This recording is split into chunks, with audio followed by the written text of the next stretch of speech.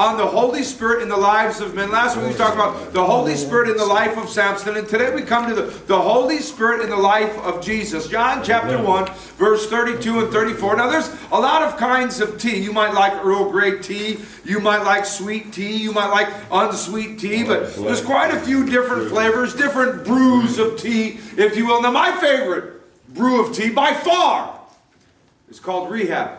Monster Energy tea. I like the raspberry one. I like the peach one.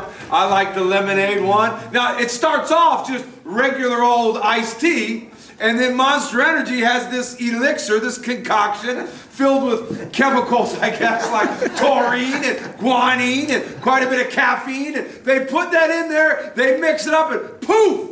It's got some bang now. It was pretty ordinary tea, mixed in with this, and you can't unmix it, and now it's got that energy. How did John the Baptist know that Jesus was the Messiah? Well, let's turn and look at John chapter 1. John the Baptist had a supernatural birth. His parents were older, they couldn't conceive, they prayed and prayed, and when Zechariah, his father, was a priest in the temple at that time, and the Lord visited him and said, hey, you're going to have a son, name him John, and he couldn't speak for a time. It was supernatural. They conceived, they had this child, and at the same time, Mary, who was a virgin, she conceived of the Holy Spirit.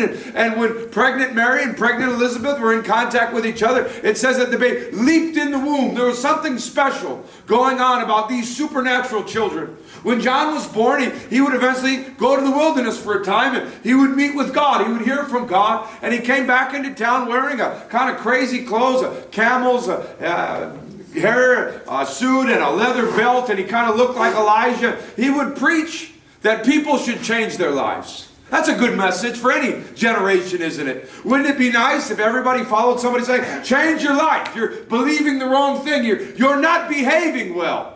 You're extorting people. You're crushing the poor. What you're doing isn't right. You rich people ought to share better. And you guys that have too much, give to those that are in need. And people started flocking to him, hearing his message, being water baptized. And here we pick it up in John chapter 1, verse 32 and 33. It says it like this. And then John gave this testimony. Jesus comes to him, his cousin, and says, I want you to baptize me in water. And John says, look, I'm not worthy to even untie your shoelace. You ought to be baptizing me. And Jesus says, no, let it be for now to fulfill all righteousness. And so as John the Baptist baptizes Jesus, he says, I saw the Spirit come down from heaven as though it was a dove. And here's the key word, remain. And remained. And remained on him. And I myself did not know him, but the one who sent me to baptize with water told me, the man on whom you see the Spirit come down and remain upon, this is the one that will baptize with the Holy Spirit. I have seen and I testify that this is God's chosen one. Last week we saw in the Old Covenant, when the Holy Spirit would come upon people, he would come upon.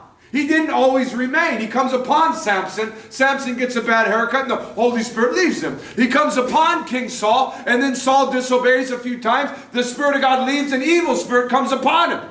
But now we see this new unction, this new connection, this new covenant that God has with men. That the Holy Spirit doesn't just come upon Jesus, but he remains upon Jesus. And we need the Holy Spirit like Jesus needed the Holy Spirit. We must have a supernatural birth. We must have the presence of the Holy Spirit, and we must have the permanence of the Holy Spirit. The time has come for a new method of saving. The old covenant couldn't save us. In Hebrews chapter 8 it says, Jesus came to establish a new covenant between God and man. A new relationship. Jesus did not come to abolish the law, but to fulfill the law. On the books in America, there's some kind of bizarre laws.